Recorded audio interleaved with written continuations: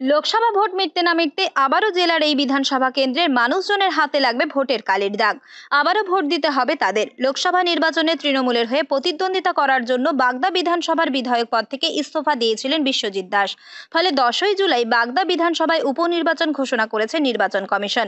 গত বিধানসভা নির্বাচনে এই বাগদা কেন্দ্র থেকে বিজেপির টিকিটে জয়ী হয়েছিলেন বিশ্বজিৎ দাস।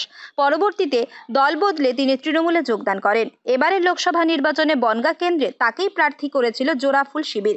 ভোটে বিজেপি প্রার্থী শান্তনু ঠাকুরের কাছে পরাজিত হন বিশ্বজিৎ। তাই এবার সেই বাগদা বিধানসভায় উপনির্বাচন ঘোষণা করল নির্বাচন কমিশন।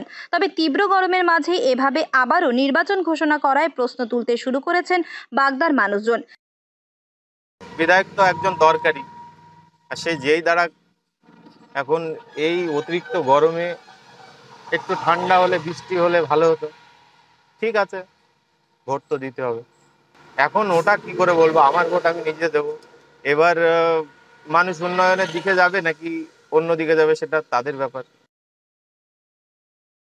ভারত বাংলাদেশ সীমান্ত লাগোয়া বাগদা বিধানসভায় মোট 12টি গ্রাম পঞ্চায়েত রয়েছে, যেখানে মোট ভোটার সংখ্যা 2,77,464 জন।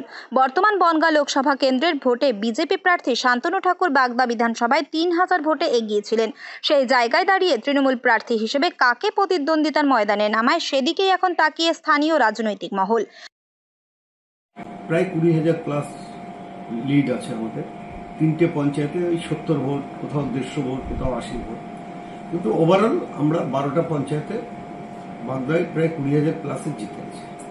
এই উপনির্বাচনে ভারতীয় জনতা পার্টির প্রার্থী জিতবে, কারণ তবে বিধায়ক পদ থেকে ইস্তফা দেওয়ার আগে পর্যন্ত বিশ্বজিৎ দাস বাগদা বিধানসভা এলাকায় ভালোই উন্নয়নের কাজ করেছেন বলেই জানালেন তৃণমূল সমর্থকেরা।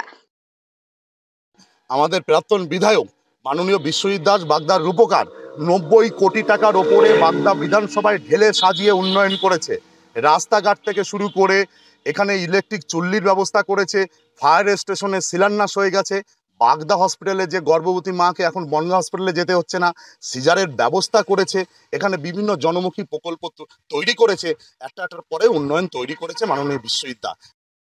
সেই জায়গায় দাঁড়িয়ে এই বিধানসভা পদ্ম শিবির নাকি ঘাসফুল কার দখলে থাকবে সেদিকেই এখন সকলের নজর। উত্তর 24 পরগনা থেকে রুদ্র নারায়ণ রায়ের রিপোর্ট, লোকাল 18 বাংলা।